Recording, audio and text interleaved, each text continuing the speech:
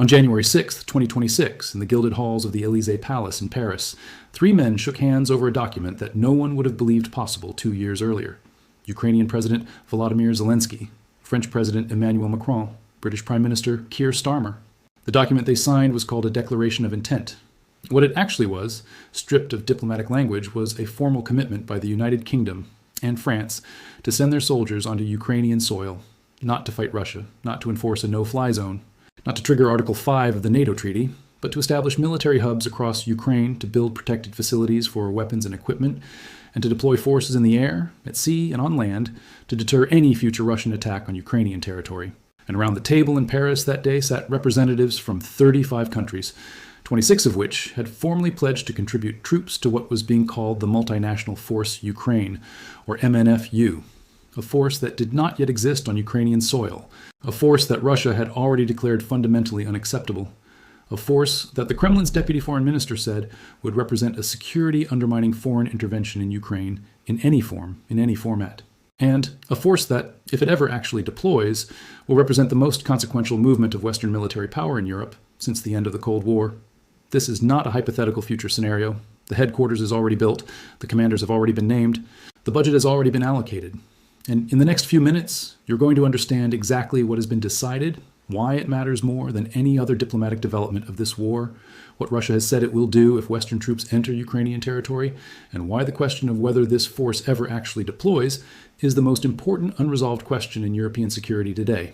To understand why the January 6th declaration in Paris was genuinely historic, you need to understand how unthinkable the idea of Western troops in Ukraine was at the beginning of this war. When Russia launched its full-scale invasion in February 2022, NATO's position was stated immediately and without qualification by every alliance member. No NATO troops would deploy to Ukraine. No no-fly zone would be imposed over Ukrainian airspace. The alliance would provide weapons, training, intelligence, and financial support. But it would not insert its own military forces into a conflict with a nuclear-armed Russia, because doing so would risk direct NATO-Russia war with consequences too catastrophic to risk. That position held for more than 2 years. It was the foundational constraint around which every Western decision about Ukraine was made. And then, in February 2024, French President Emmanuel Macron stood before cameras after a conference of Ukraine's supporters in Paris and said that sending Western ground troops to Ukraine should not be ruled out in the future. The reaction was immediate and explosive. German Chancellor Olaf Scholz said the participants at the Paris conference had agreed there would be no ground troops, no soldiers on Ukrainian soil. NATO Secretary General Jens Stoltenberg said no NATO troops would be deployed to Ukraine. Ukraine's closest allies lined up to distance themselves from Macron's statement. The taboo had been named and then immediately reinforced from every direction. But Macron had opened a door that could not be fully closed, because the logic behind his statement was correct, even if the timing was premature. If Russia eventually defeated Ukraine or occupied so much Ukrainian territory that any peace agreement would simply be a pause before the next Russian attack, then NATO countries would face a choice. Either accept Russian military dominance over Europe's eastern frontier, or find some way to guarantee Ukrainian security that was credible enough to actually deter Moscow. A guarantee is only as credible as the consequences of breaking it. Words from capitals far away are not consequences. Troops on the ground are consequences. And in the months that followed Macron's February 2024 statement, the idea moved from a taboo to a debate to, by September 2025, an operational reality. The multinational force Ukraine did not emerge from a single decision. It was built piece by piece through a sequence of summits, declarations, and bilateral agreements that accelerated throughout 2025. On March 2nd, 2025, British Prime Minister Keir Starmer announced the formation of the Coalition of the Willing, a grouping of countries willing to go further than the existing Ukraine Defense Contact Group, by pledging readiness to actually deploy forces to Ukrainian territory after a ceasefire. The announcement came against the backdrop of President Donald Trump's return to the White House and real concerns in European capitals that American commitment to Ukrainian security was diminishing. By July 2025, Starmer confirmed that a command structure for the multinational force had been established. By September 2025, the coalition's multinational force Ukraine had established its strategic joint command headquarters at Fort Mont-Valérien, a historic French military installation just outside Paris. The headquarters was co-led by France and the United Kingdom at the 3-star level, with a British 2-star officer commanding a forward element in Kyiv. The working language was English, consistent with NATO protocols, and the transition that headquarters represented was not merely symbolic. It was the transition from theoretical planning to operational readiness, from an idea discussed in conference rooms to a structure with commanders, staff, communications, and a budget waiting for the political order to move. That budget, announced by British Defence Secretary John Healey, was £200 million sterling, allocated specifically for the MNF-U's operational preparedness. £200 million for a headquarters and planning staff preparing for a deployment that had not yet been authorized, for a force whose deployment was conditional on a ceasefire that had not been achieved. But the money was committed. The commanders were named, though for security reasons their identities were not publicly disclosed. The British Ministry of Defence confirmed that the individual designated to command the MNF-U headquarters had already been identified. British Defence Minister Luke Pollard stated explicitly that the Ministry of Defence maintains forces at readiness from all single services for a wide range of contingencies and operations, including MNF-U. That language, forces at readiness from MNF-U, represented something entirely different from the categorical denials of 2 years earlier. NATO countries were not simply supporting Ukraine from a distance anymore. They were preparing, formally and with allocated resources, to put soldiers inside Ukraine. The January 6, 2026 summit in Paris crystallized everything that had been built throughout 2025 into a formal legal commitment. 27 heads of state or government attended, including representatives from 35 countries. Macron and Starmer signed the Declaration of Intent alongside Zelensky, committing the United Kingdom and France to establishing military hubs across Ukraine and building protected facilities for weapons and military equipment to support Ukraine's defensive needs following a ceasefire. The declaration was explicit that the MNF-U would be authorized to use force, not merely to observe or advise. The document stated that Ukraine will grant the United Kingdom, France, and all other nations contributing to the MNF-U the right to use the necessary means, including the use of force, to fulfill the mission of the MNF-U and to protect the personnel, equipment, and infrastructure of the MNF-U in Ukraine. That phrase, including the use of force, separated the MNF-U from any ordinary peacekeeping operation. This was not a mission to monitor a ceasefire from a safe distance. This was a force authorized to fight if attacked. Macron announced at the summit that 26 nations had formally pledged to deploy troops as part of what he called a reassurance force, contributing to roles including air policing, naval mine clearing, and training. He said the multinational force would be deployed away from the contact line in the air, sea, and land to provide the reassurance that Russia would not attack again. He said the coalition's goal was to supply Ukraine with all the necessary resources to support an armed force of 800,000 troops, an increase from an earlier draft that had proposed capping Ukrainian forces at 600,000. NATO Secretary General Mark Rutte, attending the summit, said he was absolutely convinced that if this force gets into place, Putin will never, ever try again to attack Ukraine. The United States envoys Steve Witkoff and Jared Kushner attended, marking the first time American representatives had joined the coalition's talks, with Witkoff saying Trump strongly stands behind the security protocols and that the guarantees are important so that the people of Ukraine know that when this ends, it ends forever. The MNF-U's planned structure, as it emerged from the Paris summit and subsequent briefings, was the largest proposed European military deployment since the Balkan peacekeeping missions of the 1990s. The indicative contingent size being discussed was 25 to 30,000 service members from approximately 30 countries. France's contribution was assessed by researchers to likely include one brigade with 2 heavy armored battle groups. The United Kingdom's contribution included commitments to secure Ukraine's skies and seas, with specific capabilities not publicly disclosed. Spain's Prime Minister Pedro Sanchez announced he would launch talks with Spain's main political parties to discuss Spain's contribution, which he said could include a troops component. German Chancellor Friedrich Merz said Germany's contribution would require Bundestag consent and limited deployment to countries neighboring Ukraine, but added that Germany fundamentally does not rule anything out. The MNF-U's strategic command would initially be headed by a French general before rotating after 1 year to British control with a command base in London. The entire structure would operate under the Lancaster House Treaty framework that France and the United Kingdom signed in 2010, which had created the Combined Joint Expeditionary Force for exactly this kind of joint Franco-British military operation. Russia's response to all of this was stated repeatedly, clearly, and without any ambiguity that could be interpreted as flexibility. Russian Deputy Foreign Minister Sergei Ryabkov said that the presence of NATO troops in Ukraine was unacceptable. Russian Foreign Ministry spokesperson Maria Zakharova described any deployment as a security-undermining foreign intervention in Ukraine, in any form, in any format. Putin himself, in September 2025, said that any Western troops in Ukraine would be considered legitimate targets, not peacekeepers, not observers, legitimate military targets to be engaged by Russian forces. The Kremlin's position on the MNF-U was the same as its position on every other aspect of the peace framework being developed by the coalition of the willing. Russia would not accept it. Russia would not negotiate over it. And Russia reserved the right to respond militarily to it. Russian Deputy Foreign Minister Ryabkov reiterated the Kremlin's stance just days before the Paris summit, saying the presence of NATO troops in Ukraine was unacceptable. And the Russian 2025 peace plan, described by The Guardian as explicitly banning the possible deployment of Western troops to Ukraine, had included the MNF-U among its list of non-starters. The fundamental tension at the heart of the MNF-U is the one that military analyst Max Bergman, of the Center for Strategic and International Studies, identified with particular clarity. He stated that the deployment of the force would be a de facto implementation of Article 5 of the North Atlantic Treaty, meaning that an attack on MNF-U soldiers in Ukraine would essentially trigger the collective defense obligation of the NATO alliance, even though Ukraine is not a NATO member. Bergman argued that the likely absence of direct U.S. combat support would make deployment of the proposed force dangerously risky, since it would put European forces in a potential war against Russia without the full weight of American military power behind them. That concern was reflected in the gap between what the United States said at the Paris summit and what it committed to specifically. Witkoff said Trump strongly supports the security protocols, but the coalition statement described the post-ceasefire architecture as a continuous, reliable ceasefire monitoring system, led by the United States and supported by other nations, involving drones, sensors, and satellites rather than U.S. troops. American forces would monitor. European forces would deploy. And if Russia attacked the European forces, the question of whether that triggered American military involvement would be one that Trump would have to answer in real time under pressure, with no clear legal or treaty framework requiring a specific response.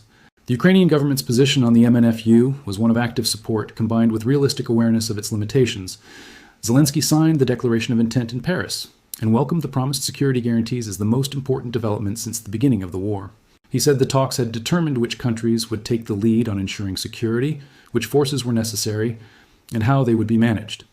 But he also acknowledged clearly that the most significant issue still to be resolved was the territorial question, referring to Russian demands that Ukraine give up its eastern Donbas region as a precondition for any peace agreement. And that territorial question is where everything converges into the central unresolved problem of the MNF-U. The force is designed to deploy after a comprehensive ceasefire agreement. No comprehensive ceasefire agreement is close to being reached. Russia's minimum negotiating position, as stated repeatedly by Kremlin officials, including aide Yuri Ushakov, is that Ukraine must fully withdraw troops from the Donbas and permanently renounce NATO membership before talks can even begin. But we can only get to a peace deal if Putin is ready to make compromises. And so we have to be frank. For all Russia's words, Putin is not showing that he is ready for peace. That sentence, spoken by Britain's Prime Minister at the summit where Western forces were formally committed to deploying in Ukraine, told you everything about the gap between the decision that had been made and the conditions that would make it possible to implement. The force exists, the headquarters is staffed, the commanders are named, the budget is allocated, the legal framework has been signed, and the war it was designed to end has not ended, the ceasefire it requires has not been achieved, and the country whose agreement would make the whole framework functional has said it will never accept it.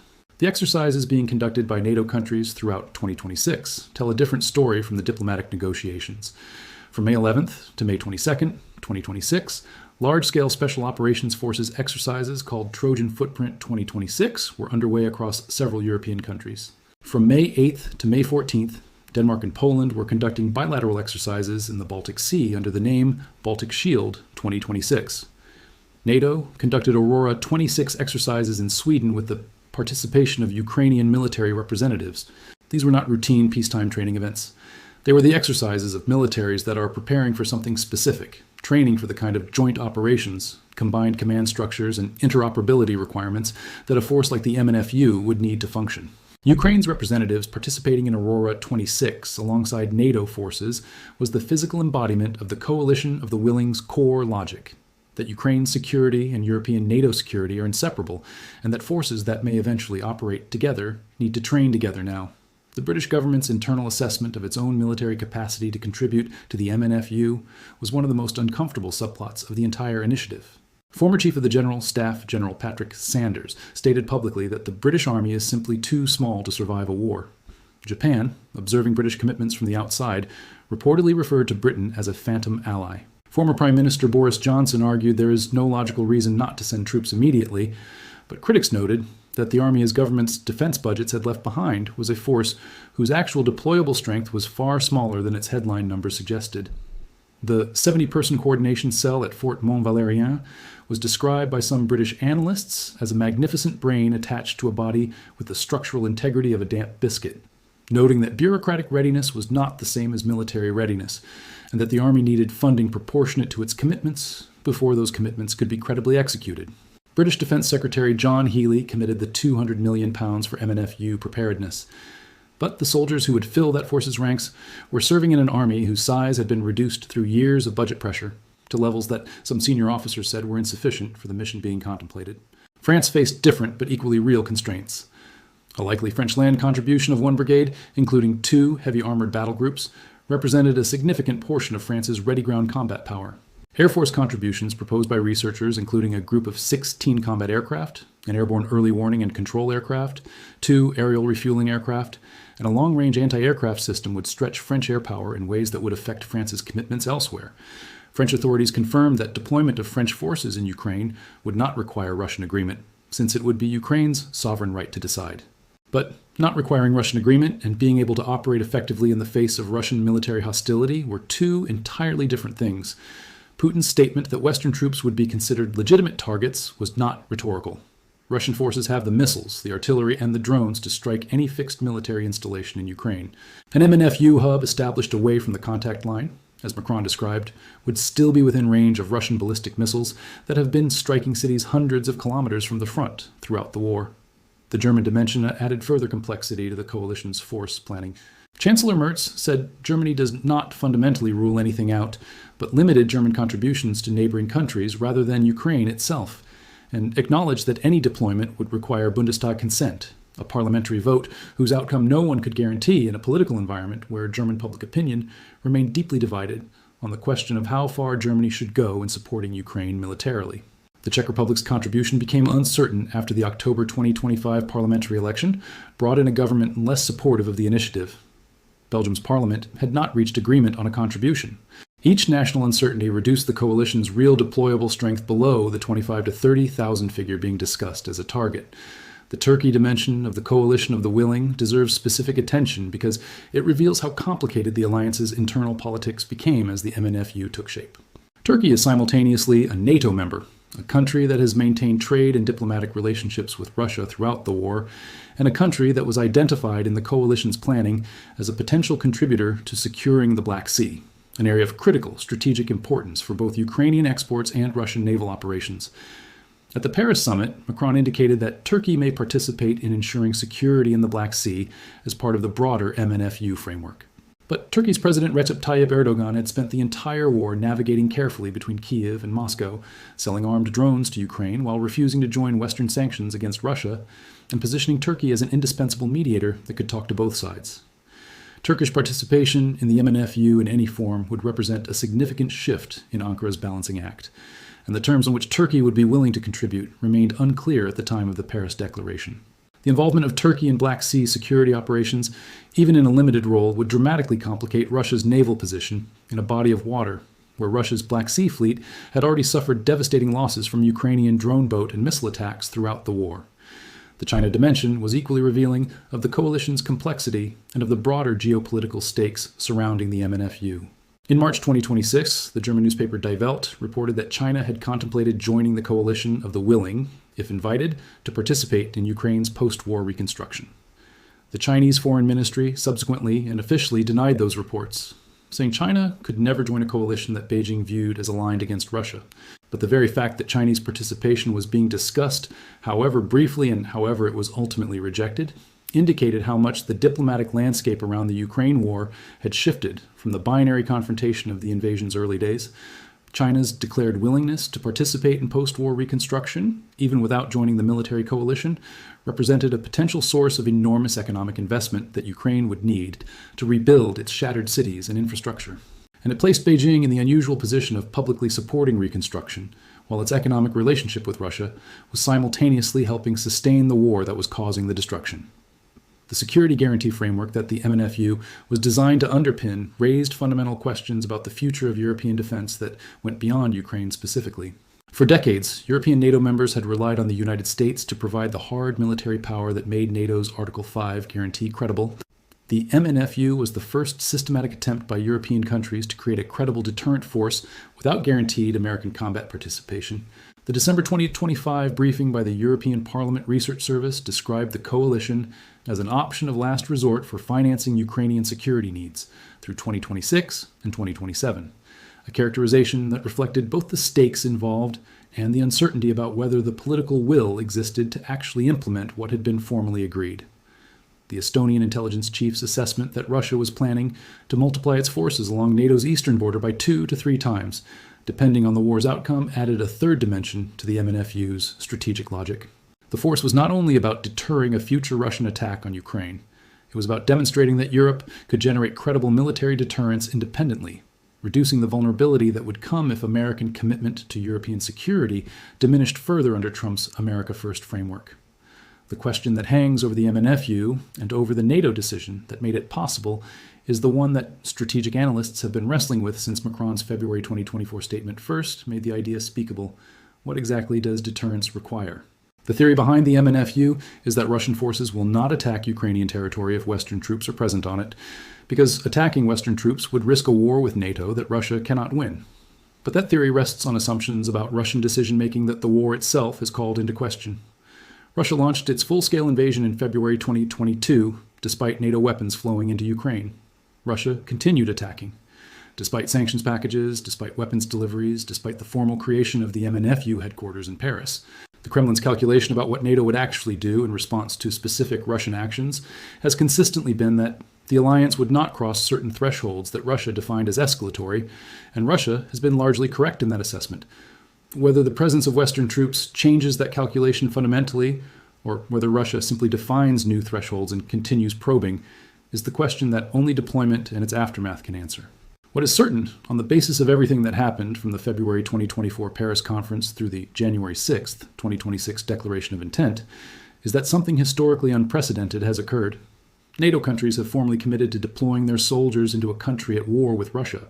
The force designed to execute that commitment has a headquarters, commanders, a budget, a legal framework, and a coalition of 26 nations that have pledged contributions.